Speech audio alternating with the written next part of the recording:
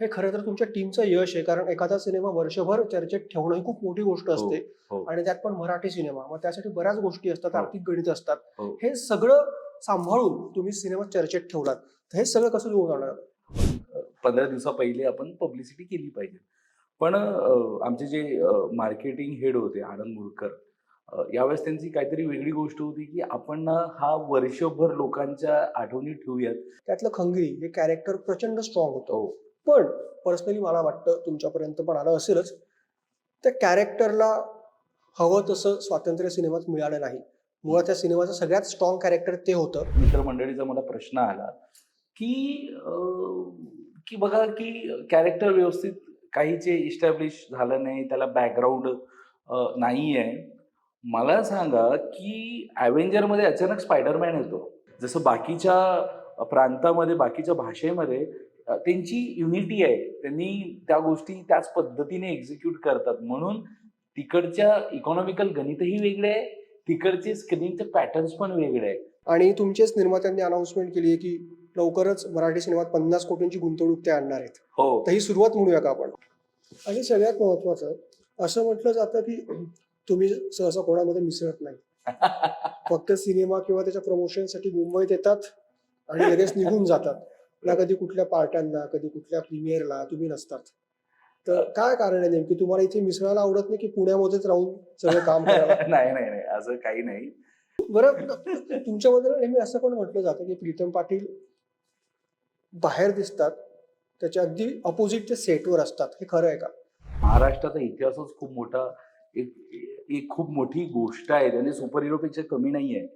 तर मला वाटतं, की माझी खूप इच्छा आहे आणि लवकरच तुम्हाला या सुपर हिरोज किंवा वाह! वाह! काय म्हणतात सुपर वुमन या गोष्टी तुम्हाला नक्कीच बघायला मिळेल आणि मला खूप चांगलं वाटेल, की अशा सुपर हिरोज महाराष्ट्राने आणि महाराष्ट्राच्या बाहेर दाखवायला खूप आवडेल. नमस्कार, मी कपिल. तुम्हा सगळ्यांचं मुंबई तरुण भारतमध्ये खूप खूप स्वागत.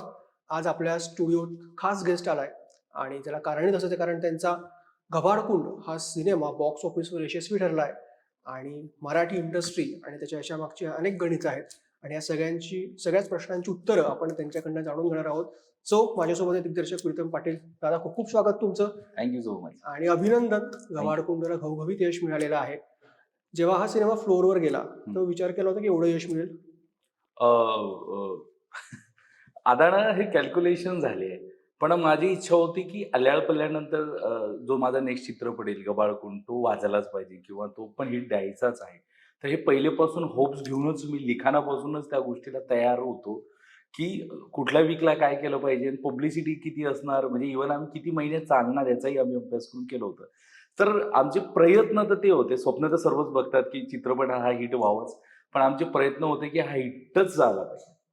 पण आपण सहसा असं बघत नाही. मराठी सिनेमा जर का जेव्हा प्रमोशनसाठी आपण घेतो, हं, 2 महिना, 3 महिना, 1 महिन्या अगोदर ते प्रमोशनल ॲक्टिव्हिटीज सुरू होतात. हं. काही-काही तर 15 दिवस अगोदर सुरू करतात. पण घबाडकुंड जेव्हा अनाउन्स झाला, त्याच्यानंतर सेट व्हिजिट असेल किंवा इतर काही ॲक्टिव्हिटी असतील, साधारणतः वर्षभर या गोष्टी चालल्यात. तर हे खरं तर तुमच्या टीमचं यश आहे. कारण एखादा सिनेमा वर्षभर चर्चेत ठेवणं ही खूप मोठी गोष्ट हो, असते. हो, आणि त्यात पण मराठी सिनेमा. मग त्यासाठी बऱ्याच गोष्टी असतात, हो, आर्थिक गणितं असतात. हो. हे सगळं सांभाळून तुम्ही सिनेमा चर्चेत ठेवलात. तर हे सगळं कसं जुळून आलं? अ, वेळेनुसार किंवा काळानुसार आपल्याला खूपशा गोष्टी बदलाव्या लागतात, की मला ते कळालं होतं, की फिल्मच्या 15 मिनिटं पहिलेच आपण 15 दिवसा पहिले आपण पब्लिसिटी केली पाहिजे. पण आमचे जे मार्केटिंग हेड होते आनंद मुरकर, यावेळेस त्यांची काहीतरी वेगळी गोष्ट होती, की आपण ना हा वर्षभर लोकांच्या आठवणी ठेवूयात आणि टेकिंग आणि कॅम्पेन पण असंच करूयात, की या गोष्टी ऑल टाईम एक्झिक्यूट होत राहिल्या पाहिजेत. तर म्हणून हे माझ्या टीमचं यश आहे, हे त्यांचं यश आहे, प्रत्येकाचं यश आहे. म्हणजे निर्मात्यांचंही खूप मोठा कॉन्ट्रिब्युशन आहे. त्यांचंही मत होतं, की आपण चित्रपट हा लक्षात राहिला पाहिजे. हं, हं. तर थोडंसं एक्सपेरिमेंट करून बघितलं आणि तो एक्सपेरिमेंट सर्वांना आवडला. तर ही खूप चांगली गोष्ट आहे आणि हे व्हायलाच पाहिजे. बरं, सिनेमाची जेव्हा जुळवाजुळव सुरू झाली, अल्ल्याड पल्ल्याडचं सिक्वल म्हणून आपण याच्याकडे बघूया. मराठीतलं पहिलं हॉरर युनिव्हर्स हं, म्हणून या सिनेमाकडे बघितलं जातं. हं. तर दिल्याचं कॅरेक्टर आपण कंटिन्यू केलं आणि त्याचबरोबर इतर कॅरेक्टर पण आली. त्यातलं खंगरी हे कॅरेक्टर प्रचंड स्ट्रॉंग होतं. हो. पण पर्सनली मला वाटतं तुमच्यापर्यंत पण आलं असेलच, त्या कॅरेक्टरला हवं तसं स्वातंत्र्य सिनेमात मिळालं नाही. मुळात त्या सिनेमाचं सगळ्यात स्ट्रॉंग कॅरेक्टर ते होतं, हम्म. पण ते असं उठून नाही आलं. त्यामागची काय कारण असतील माहित नाही. हम्म. समजा आता तुम्ही घबाडकुंड 2 सुरू केलाय, तर खंगरी त्या स्ट्रॉंग पद्धतीने कमबॅक करू शकेल का? पहिलं तर मला हे गोष्ट बोलायची आहे की हा युनिव्हर्स आहे, बरोबर? की मला खूप जण या गोष्टी काही काही प्रेक्षकांचा किंवा मित्रमंडळीचा मला प्रश्न आला की की बघा की कॅरेक्टर व्यवस्थित काहीचे इस्टॅब्लिश झालं नाही, त्याला बॅकग्राऊंड नाही आहे. मला सांगा की ॲव्हेंजरमध्ये अचानक स्पायडरमॅन येतो. ओके. त्या एंट्रीसाठी त्याला बॅकग्राऊंड दाखवत नाही ना. त्या बॅकग्राऊंडसाठी तो स्पायडरमॅन नावाचा फिल्म बनवतो. बरोबर, बरोबर. मग आपण युनिव्हर्स करतोय ना. तर आपल्याला ही सवय आता लागल आपल्या सर्व प्रेक्षकांना ही सवय लागल की आता चित्रपट हा बदलत चाललाय. तर याची उत्तरं तुम्हाला नेक्स्ट चित्रपटामध्ये बघायला मिळणार. आणि आपला फिल्मची कन्सेप्टच वेगळी होती, की दिल्याला लॉजिकली त्या सोन्याला हात लावायचा होता, तेव्हा ते सोनं येणार. पण जे सोनं काढण्याची जिद्द जी आहे, ते त्या खंगरीची आहे. त्याला ते सोनं काढायचं आहे बरोबर. आणि त्यांनी जो सर्व हे सगळं केलंय, जुळवून आणलंय. हे त्याचं काम आहे. तर तो असा एक्झिक्युशन आहे. तर हे नक्की सर्वांना बघायला पुढे आवडेल. तर मला वाटतं हे फक्त त्या कॅरेक्टरची सुरुवात आहे. आणि त्यांनी दादांनी काय कमाल स्ट्रॉंगली तो एक्झिक्यूट केला. म्हणजे खूपच कमाल एक्झिक्यूट केलं. एवढं सुंदर एक्झिक्युशन आणि मला वाटतं की एवढं छान काम हा दादाच करू शकला असता. पण याचं खूप मोठं विश्व बाकी आहे. ही तर फक्त एक छोटीशी सुरुवात आहे आणि आता तर आपल्याला खूप काही बघायला मिळणार आहे त्याचं. म्हणजे हे सगळे पुन्हा एकदा परत येऊ शकतात. सगळं ऑब्व्हियसली युनिव्हर्स म्हटलं तर जसं मगाशी तुम्ही म्हटलात भूताचा सिनेमा आहे. आता काही होऊ शकतं. भूताचा सिनेमा आम्ही कधी कुणाला कोणाला जिवंत जिवंत करू करू शकतो. आणि परत आणू त्याला. पण सगळ्यात महत्त्वाचं, की जेव्हा एखादी बिग बजेट फिल्म येते, तेव्हा त्याच्या भोवतीचं वातावरण निर्मिती सगळ्यात महत्त्वाची असते. आपण जर का गेल्या 6 महिन्याचा आढावा घेतला, तर मराठीसाठी खूप चांगले दिवस आहेत. कारण बॅक टू बॅक सिनेमे हिट्स होत आहेत आणि कदाचित असं पहिल्यांदाच घडतं एका वर्षात, की बॅक टू बॅक सिनेमे हिट होत आहेत. आता आपण कट टू मे मध्ये पण गेलो, तर देऊळ बंद, तुंबाडची मंजुळा, लगेच घबाडकुंड, म्हणजे बॅक टू बॅक हिट. तर हे वर्ष आपल्या मराठी सिनेमासाठी खरं तर खूप चांगलं आहे. As a film maker, as a director म्हणून तुम्हाला काय वाटतं? वेगवेगळ्या जॉनरचे सिनेमे आहेत, वेगवेगळ्या जॉनरचे डिरेक्टर आहेत आणि वेगवेगळ्या जॉनरच्या स्टोऱ्या आहेत आणि सगळ्यांना प्रेक्षकांनी भरभरून प्रेम दिलंय. तर ॲज अ डिरेक्टर मराठी सिनेमाचा एक प्रतिनिधी म्हणून तुम्हाला काय वाटतं? मला असं वाटतं की मराठी जे प्रेक्षक आहे हे खूप स्मार्ट आहे, खूप हुशार आहे. ती कुठली गोष्ट पचवून घेणार नाही. त्यांनी आवडीच्याच गोष्टी खाणार जे त्यांना आवडतं. सो मला असं वाटतं की प्रेक्षकांचं म्हणणं आहे की तुम्ही चांगले चित्रपट बनवा. म्हणजे आता तुम्ही बघा ना, मे आणि जून या दरम्यान जवळपास 250 कोटी मराठी चित्रपट सृष्टीने हो, गल्ला हो, हो, साचवलाय. 250 कोटी नॉट अ जोक, ते पण 1 ते दीड महिन्यामध्ये. आणि प्रेक्षकांचं म्हणणं होतं की आता बॅक टू बॅक 3 फिल्म मिळणार आहे आणि आम्हालाही टेन्शन होतं की काय, पण नाही, पण आम्ही या गोष्टीला एक ठाम होतं की जर गोष्ट चांगली मांडली ना, गोष्ट चांगली आणली तर प्रेक्षक भरभरून प्रतिसाद देतात आणि एवढं असूनही एवढं मोठं आम्ही या गोष्टी पूर्ण म्हणजे एवढं मोठं साठा झाल्यानंतरही प्रेक्षकांनी त्या चित्रपटाला दाद दिली कारण तो चित्रपट चांगला होता. तर मला असं वाटतंय की चित्रपट चांगला असेल ना, प्रेक्षक 100% येतो आणि मराठी चित्रपट किंवा मराठी ऑडियन्स हा खूप हॉनेस्ट आहे त्याच्या चित्रपटाबद्दल, प्रेमाबद्दल. आता जे पण चांगले चित्रपट आले बघा ना, चालतात ना. चालतात. सो मला वाटतं चांगली गोष्ट द्या, ते चांगली गोष्ट नक्की स्वीकारा. अल्लड पल्लडच्या बाबतीत पण हेच घडलं होतं. हो, माउथ पब्लिसिटीवर सिनेमा चालला हो, आणि सेकंड वीकला शोज पण वाढले आणि हो. सिनेमा प्रचंड हाऊसफुल गेला होता. जो कंटेंट बोलतो. हो, हो, हो. अल्लड पल्लडच्या हो. बाबतीत तुम्ही अनुभवलेला आहे. हो, तर तो हो. अनुभव कसा होता, की अचानक एकदम ग्रिप सिनेमाने पकडला? खूप सुंदर म्हणजे तो तर माझ्यासाठी एक्सपेरिमेंट होता अल्लाड पल्लाड की काहीतरी वेगळं करायचं आणि ॲक्सेप्ट करणार का? हा मला खूप मोठा प्रश्न होता. कारण मला मी माझे प्रत्येक चित्रपट हे मातीच्या गोष्टीतून बांधलेले असतात. त्या सुगंधातले चित्रपट असतात. अल्लाड पल्लाड तेच होतं. महाराष्ट्रातली एक कथा होती. गबाळकुंड काय? ही पण एका महाराष्ट्रातली गावातलीच एक कथा आहे. सो अल्लाड पल्लाड करत असताना जेव्हा त्याला पसंती आली म्हणजे 56 दिवस तो म्हणजे 8 वीक फिल्म चालला होता. ही किती मोठी मोठी गोष्ट आणि आहे. चांगली गोष्ट आहे चित्रपटासाठी.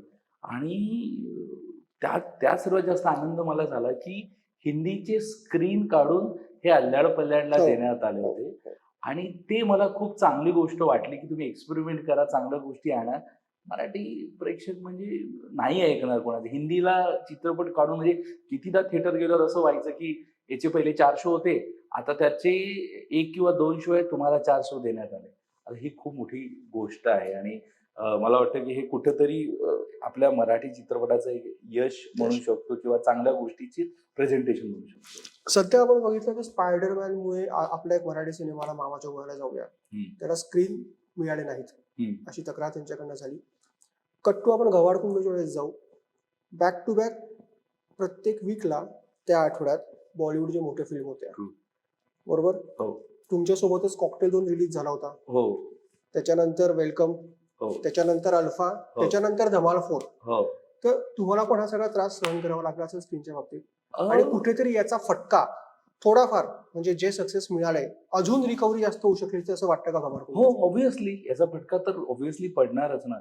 कारण back to back already 3 picture खूप मोठ्याने चालत आले. राजा शिवाजी आला, देऊळबंद 2 आला, मंजुळा आला.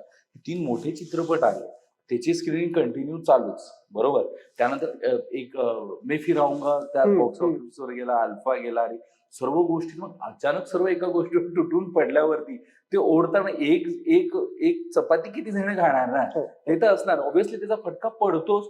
पण हे सर्व प्रेक्षकाच्या हातात आहे, की जर चित्रपट चांगला असला, एक्झिक्युशन जर चित्रपट खरंच तो कलेक्शन देत असेल, तर आपल्याला त्या गोष्टी अवेलेबल होतात. पण याचा मात्र फटका पडतो, की त्या गोष्टीचा फटका मात्र पडतो. इव्हन असंही असतं प्रायोरिटी कुठेतरी कमी जास्त होतात. हिंदीला कुठेतरी प्रायोरिटी जास्त मिळतं मराठीपेक्षा.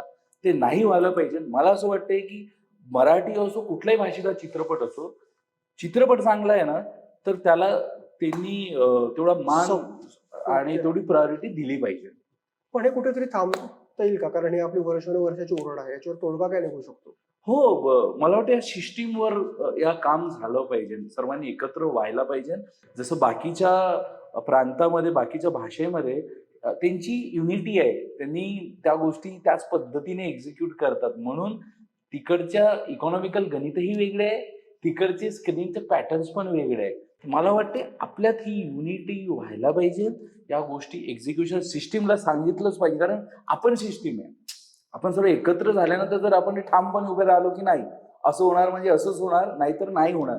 तर कदाचित कुठेतरी प्रायोरिटी ही खरंच आपल्याकडे येईल असं मला वाटतं. कारण महाराष्ट्र हा सर्वात स्ट्रॉंग राज्य आहे ऑल ओव्हर भारतामध्ये. तर मला वाटतं आपण स्ट्रॉंगपणे उभं राहायलाच पाहिजे. पण यात आपले पण निर्माते जबाबदार आहेत ना असं वाटतं का? कारण आपण म्हणतो की हिंदीमुळे कॉम्पिटिशन येते. पण बऱ्याचदा असं होतं की 4-4, 5-5 सिनेमे एकाच दिवशी येतात. आणि ती ओरड तर आहेच. मग त्याच्यात तुमचं स्क्रीन डिव्हाइड होतात. त्यात ऑडियन्स डिव्हाइड होतो. त्यात व्यवस्थित कुठल्याच सिनेमाला हवा तसा प्रेक्षक वर्ग मिळत नाही. ही पण त्यामागची कारण आहेत का? कारण आता मध्यंतरी आपण बघितलं गेल्या 3-4 महिन्यात तर अनेक असे दिवस आहेत ज्यात 2-3 चांगले सिनेमे एकत्र रिलीज झाले. बरोबर. मग आपल्यात जर का संभाषण उत्तम असेल तर हे क्लॅश आधी आपल्यातले टाळले तर मग आपण हिंदी किंवा परप्रांतीय सिनेमांना थांबवू शकतो असं वाटतं का? हो, आपल्यामध्ये बोलणं झालंच पाहिजे. आपल्यामध्ये गोष्टी झाल्याच पाहिजे. कारण ॲट द एंड सर्वांचा मोटो एकच आहे, की मराठी चित्रपटसृष्टी ही पुढे गेली पाहिजे. मोटो हाच आहे सर्वांचा, की आता आपण हा चित्रपट हे चाललंय, तर पुढं खूप सुंदर सुवर्ण दिवस येतील. तर मला वाटतं त्यासाठी या सर्वांनी एकत्र व्हायला पाहिजे. एक दुसऱ्यासोबत बोलायला हवं, की बाबा 2 वीक माझा आहे, 2 वीक नंतर तू ये. आपण काहीतरी याच्यावर तोडगा काढूया. किंवा चित्रपटाच्या माझं तुझं म्हणण्यापेक्षा सध्या काय प्रायोरिटी चालू आहे, कुठल्या गोष्टीचे सब्जेक्ट चालले, त्या गोष्टी एक्झिक्यूट करून मला वाटतं की आपण याचा तोडगा काढून विचार करून या गोष्टी एक्झिक्यूट झाल्या. कारण कॉम्पिटिशन हिंदी आणि मराठीत नाही. कॉम्पिटिशन मराठी आणि मराठीतच आहे. की कुठेतरी आपलं काय म्हणतात की प्रेक्षक वर्ग कन्फ्यूज होतो किंवा विभागला जातो. कारण मला नाही वाटत की कधी हिंदी चित्रपटाचा फरक हा मराठी चित्रपटांवरती आला आहे. असं तरी माझ्या चित्रपटाच्या एक्सपिरियन्सवरनं वाटतं. मी अल्याड-पल्याड केला तरी खूप सारे चांगले मोठे-मोठे हिंदी चित्रपट होते. मी गबाळकुण केला तरी चांगले हिंदी चित्रपट होते. पण तिथेही दोन्ही चित्रपट खूप मोठ्या आणि चांगल्या पद्धतीने स्टँड राहिला. तर मला वाटतं त्याच गोष्टी एक दुसऱ्याचे आपण शोज न खाता आपण छानपणे मिळून एक्झिक्युशन केलं पाहिजे. आणि याची खरंच गरज आहे. जर असं नाही झालं तर मला वाटतं की आणखीच या गोष्टी तफावत होऊ शकते. आणि सगळ्यात महत्वाची गोष्ट हे वर्ष महत्वाचं यासाठी की देऊळ बंद 2 मराठीतला पहिला सिनेमा ठरला ज्याने 100 कोटीचा आकडा पार केला आणि तुम्ही पण स्वतः प्रवीण दर्डेंना शुभेच्छा याच्या दिल्या होत्या. हो. तर भारी वाटतं ना एक मराठी प्रेक्षक म्हणून, एक मराठी सिने इंडस्ट्रीचा भाग म्हणून, की आपला मराठी सिनेमा आज एवढा मोठा होतोय. हो, हो. वाटायलाच पाहिजे ना. तुम्ही बघा, की जर आता ही रिॲलिटी आहे, की महाराष्ट्रामध्ये हिंदी चित्रपट खूप जास्त प्रमाणात बघण्यात येतात. कारण इथं हिंदी ऑडियन्स पण भरपूर आहे. म्हणजे हो. काही भाग बघा तुम्ही आपल्या जिल्ह्यामध्ये जवळपास 15 ते 20 जिल्हे हिंदीमध्ये बोलतात भाषा आहे. विदर्भाचा खूप भाग, मराठवाड्यातला खूप भाग जे बॉर्डरला लागले हिंदीमध्ये आणि तिथे लोकं हिंदीमध्येच बघतात. तर मला वाटतं का त्या गोष्टीला कॉम्पीट करण्यासाठी किंवा त्या गोष्टीचा प्रसार होण्यासाठी किंवा पुढच्या पिढीला खरंच मराठीची काय मजा आहे, तर आपला मराठी चित्रपट वाचायलाच पाहिजे. कारण मराठी माणसानंच या भारतामध्ये मराठी चित्रपटाचा उगम केलाय. तर मला वाटते ह्या गोष्टी प्रसार व्हायलाच पाहिजे. आणि मला खूप आनंद वाटतो, की मी जेवढेही मराठी चित्रपट 100च्या वर होतात, खूप भरभरून चालतात, मला खूप प्राउड फील होतं. आणि मी खूप शुभेच्छा पण देतो. मी व्हिडिओज बनवतो चांगले चित्रपट झाले हो, तर, हो, हो. की का बनलेच पाहिजे. आपण प्रोत्साहन नाही करणार तर कोण प्रोत्साहन करणार? आपल्या सिनेमांना आपणच मोठं करणार. ऑब्व्हियसली. तर हे केलंच पाहिजे आणि हे प्रत्येकाची काय म्हणते प्रत्येकाने हे जबाबदारीनं काम केलं. आणि आपण असं म्हणू शकतो का ही सुरुवात आहे देऊळ बंद 2च्या 100 कोटी क्लबमध्ये प्रवेशाची. 200 कोटी पण आता दूर नाही. हो. कारण ज्या पद्धतीचा कंटेंट येतोय, ज्या पद्धतीची इन्व्हेस्टमेंट मराठीमध्ये होते आहे, ही खूप मोठी गोष्ट आहे. आणि तुमचेच निर्मात्यांनी अनाउन्समेंट केली आहे, की लवकरच मराठी सिनेमात 50 कोटींची गुंतवणूक ते आणणार आहेत. हो. तर ही सुरुवात म्हणूया का आपण? हो, ऑब्व्हियसली सुरुवात म्हणूयात. तुम्हाला सांगतो सर मी कधी थिएटरला जातो ना व्हिजिटला, आता आमचा 7वा आठवडा संपल. सर असे काही गोड प्रेक्षक आहेत का ते मला म्हणतात, की "सर आम्ही तिसऱ्यांदा बघतोय हां. सर आम्ही हा दुसऱ्यांदा चित्रपट बघतोय." काही-काही प्रेक्षक हे म्हणतात, की "आम्ही फक्त मराठी चित्रपट बघतो." कारण खरीच गोष्ट आहे, जी मराठी चित्रपटाची गोष्ट आहे, तर कुठल्याच भाषेच्या चित्रपटामध्ये नाही. त्यामुळे प्रेक्षक खूप इंटरेस्टेड आहे. प्रेक्षकाला खूप एक्साइटमेंट आहे मराठी चित्रपट बघण्याची. फक्त त्यांचं एवढंच म्हणणं आहे, चांगले चित्रपट बनवा, आम्ही बघू. आता ते 100 कोटी क्रॉस केलाय. नक्कीच काही दिवसांमध्ये किंवा वर्षांमध्ये असं होणार, की आपलेही चित्रपट 200-300 हो, हो, हो. क्रॉस करणार म्हणजे करणार. पण तुमच्या निर्मात्यांनी अनाउन्स केले 50 कोटी. आपण जाहीर याच्यात इन्व्हेस्ट करतोय. सर म्हणजे आमचे रसिक नावाप्रमाणेच आहे, की त्यांचे कॅल्क्युलेशन एवढे कमाल आहे. डॉक्टर रसिक कदम आमचे जे निर्माते आहेत. त्यांचे कॅल्क्युलेशन एवढे आहे, की त्यांना माहीत आहे, की पुढच्या 2-3 वर्षात काय होणार हो, आहे. हो. चित्रपटसृष्टी कुठे होणार आहे. म्हणून ॲज अ कमर्शियल गणितानुसार त्यांनी आतापासूनच पुढे काय इन्व्हेस्ट करणार हे त्यांनी डिक्लेअर केलंय, की मी एवढ्या गोष्टी करणार आहे आणि मी एवढ्या मोठ्या आणि मला वाटतं, की मराठीमध्ये एवढे मोठे चित्रपट बनायलाच पाहिजे. आणि सगळ्यात महत्वाचं असं म्हटलं जातं, की तुम्ही सहसा कोणामध्ये मिसळत नाही. फक्त सिनेमा किंवा त्याच्या प्रमोशनसाठी मुंबईत येतात आणि लगेच निघून जातात. ना कधी कुठल्या पार्ट्यांना, कधी कुठल्या प्रीमियरला तुम्ही नसतात. तर काय कारण आहे नेमकी? तुम्हाला इथे मिसळायला आवडत नाही, की पुण्यामध्येच राहून सगळं काम करायला? नाही. असं काही नाही, की मला वाटतं, की मी माझं काम खूप सुंदर आणि इमानदारीने काम करावं. कारण मी चित्रपटसृष्टीतच किंवा कलेसाठीच यासाठी आलो आहे, की खूपच सुंदर काम करावं आणि खूप इमानदारीने काम करावं. यू कान्ट बिलीव्ह मी लास्टचे जवळपास 3 ते 4 महिने फिल्म झाल्यानंतर जवळपास फक्त 3-3, 4-4 तासच झोप घेतली. हो. कारण चित्रपट बनवणे खूप सोपी आहे. चित्रपट पोहोचवणे खूप कठीण आहे. कठीण आहे. आणि सर्वांना वाटतं का फिल्म झालं म्हणजे मी रिलॅक्स झालो आता काही नाही. तर नाही मला वाटतं की आपण जी गोष्ट करतोय ना, ती गोष्ट पोहोचवली पाहिजे किंवा त्या गोष्टी स्ट्रॉंगली मांडल्या पाहिजेत. तर कदाचित माझा वेळ ना जनरली त्याच गोष्टीमध्ये खूप जास्त जातो आणि मी त्या भानामध्ये विसरून जातो, की बाबा आपल्याला बाहेर पण जायचं आहे. पण ठीक आहे ना, की जर आज या चित्रपटामुळे कदाचित माझी ओळख आहे. जर मी एवढी मेहनत नसती घेतली, तर मला कदाचित जे काही 5-10% लोक ओळखतात, ते पण कदाचित ओळखत नसते. बरं तुमच्याबद्दल नेहमी असं पण म्हटलं जातं, की प्रीतम पाटील बाहेर दिसतात, त्याच्या अगदी अपोझिट ते सेटवर असतात. हे खरं आहे का? हो. आपले वडील कसे असतात ना, बघा प्रत्येकाच्या वडिलांनी ते जीवन जगलंय आणि जेव्हा त्याचं परिवारात असतात ते परिवारासारखे असतात. "ए काय करतोय रे?" आणि जेव्हा मित्रमंडळी जातात ना तुम्ही विचार करा ना, तुमच्या पॅरेंटची मित्रमंडळी काय बोलतात, आपल्याला कळतात पण आपण काही बोलू शकत नाही. तर हे जग आहे आणि मला वाटतं आपण त्यासाठी जगायला आलो ना. Film making, I am a software engineer, me software engineer होतो, ते सोडून मी या गोष्टीत आलोय. मोठी सो मला वाटतं ना की मी हे जगण्यासाठी आलोय, मी एन्जॉय करायसाठी आलोय, तर मी ते एन्जॉय केलं पाहिजे, मी सेटवर मजा केली पाहिजे. यू कांट बिलीव्ह, कधी कधी आम्ही 1.5 शिफ्ट करतो, 2 शिफ्ट करतो, मला माझं कुठलंही टेक्निशियन येऊन बोलत नाही की सर आता नाही करूयात. ते म्हणतात की सर करूयात, सर 1.5 बार आहे सर, बहुत बढिया, आपण ना मस्त करूयात, मजा करूयात सर. तर ही मजा आहे ना सर, आणखी सेटवर काय मजा असली पाहिजे. अशा वातावरणातच अजून जास्त चांगलं अजून काम. चांगल्या पद्धतीने काम. सर तुम्ही विश्वास नाही करणार, अल्ल्याड पल्ल्याड हे मी कंटिन्यू 16 दिवस नाईट केली सर, ते पण कोकणात जाऊन 60 किलोमीटर ट्रॅव्हलिंग, देन तो शूट, परत सकाळी 8 आणि 9 वाजता घरी जायचं, 12-1 वाजतापर्यंत झोपायचं आणि परत यायचं. हे 16 दिवस प्रत्येक कलाकाराने, प्रत्येक आर्टिस्टने केलं. एवढं हे करूनही त्यांनी खूप आनंदाने शूट केलं. गबाळकुंडमध्ये काय आहे सर, तेच आहे, आम्ही रात्रभर काम करायचो, दिवस काय रात्र काय कळत नाही. आणि मला वाटतं आपण त्यासाठीच जन्माला येतोय ना, म्हणजे लोकांचं आयुष्य जातं सेटवर जाण्यासाठी. आणि मला जर त्या सेटवर जाऊन काम करता येत असेल, मजा करत असेल, तर मला नाही वाटत का त्याच्यावर काय मोठी मजा आहे. बरं, सगळ्यात महत्वाचा प्रश्न, आपल्या मराठीत पण अनेक गोष्टी आहेत, पौराणिक गोष्टी खूप आहेत, म्हणजे प्रत्येक गोष्ट घेतली की त्यातून एक सुपर हिरो निघेल. हो.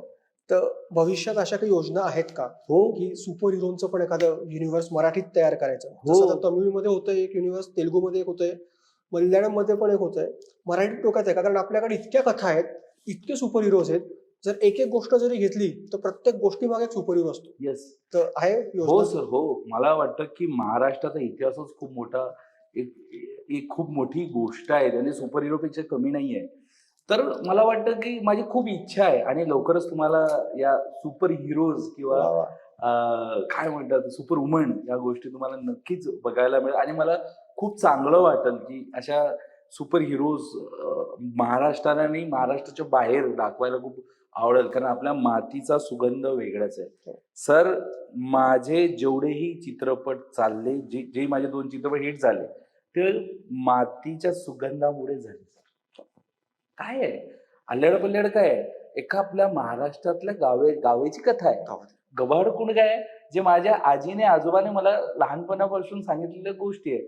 मला सांगा ना, किती सुंदर गोष्टी आहे, हे आवडतात सर्वांना. तर सर, तर याच गोष्टीत एवढी ताकद आहे, तर सुपर हिरोज तर सर. आणि आपल्याकडे कॉन्टेंट एवढा चांगला आहे ना, म्हणजे हो. बाहेरच्या भाषांमधले पण लोक म्हणतात की मराठीत सगळ्यात स्ट्रॉंग कॉन्टेंट आहे, म्हणजे हो, आपल्या सर. कॉन्टेंट करून तिकडे पण तो content as it is copy झालेला आहे. ते हो. आपलं मोठं यश आहे आणि हो. आपली सगळ्यात मोठी ताकद कॉन्टेंट आहे. फक्त एकच आहे की इन्व्हेस्टमेंट जर का मोठी मराठीत आली तर मराठी सिनेमा अजून 7 समुद्रापार अजून मोठा होऊ शकतो. Yes sir. आणि आता कॉन्फिडन्स वाढताय ना सर सर्वांचा. आता सर्वांना दिसतंय की 100 कोटी, 50 कोटी, हो. 20 कोटी ती जर एवढा इन्कम जनरेट होत आहे, तर कोणी पैसे टाकायलाही त्यामध्ये घाबरणार नाही. आणि या गोष्टी आपल्याला लय सापडलंय आता. आता मराठी चित्रपट सृष्टीचे आता सुवर्ण दिवस प्रेक्षकांची आले. पण टेस्ट बदलते. आता वाजणार, आता आपला डंका परत वाजायला आणि सुरुवात होणार. प्रेक्षकांची टेस्ट पण बदलते ना, हो. त्यामुळे बॅक टू बॅक सिनेमे हिट झालेत. एका महिन्यात 4 सिनेमे 4 हिट, सिनेमे. एका महिन्याचे डिफरन्स. तर खूप मोठी गोष्ट आहे खूप मोठी आपल्यासाठी. गोष्ट आहे. Yes. चलो, जाता जाता गबाळकुंड 2 बद्दल काही अपडेट? हो, लवकरच तुम्हाला त्याची अपडेट मिळणार. आम्ही तो युनिव्हर्सच अनाउन्स केलाय. तर एक हंगरी येणार का सुंदर, परत? खूप सुंदर मोठे सरप्राईज आहे. तुमच्या सर्वांच्या गोष्टी एक्झिक्यूट करतोय. तर नक्की सर्वांना ते मजा येईल. हंगरी येणार परत? हो, सर्वच म्हणजे खंगरी येणार, बाकीचे येणार. कारण युनिव्हर्समध्ये एक कॅरेक्टरवर आहे. फक्त आता एक्साइटमेंट ही आहे सर्वांना की आता पहिले कोण येणार. तर आता ते लवकरच आपण अनाउन्स करूयात. त्यासाठी आपण वेगळा प्रोग्राम ठेवूयात की कोण येणार आहे. वेगळी सेट व्हिजिट ठेवा. वेगळी जसं set visit ठेवायला. गबाळकुंड. आणि वेगळं तिथं नवीन विश्व निर्माण करायची माझी इच्छा आहे आणि ते होणार. क्या बात आहे. चलो, थँक्यू सो मच आणि विश ऑल द बेस्ट तुम्ही आलात त्याबद्दल. आणि गबाळकुंड 2ची आम्हाला सगळ्यांना आशा आहे जास्त वाट बघायला लावू नका. Thank you thank you so much.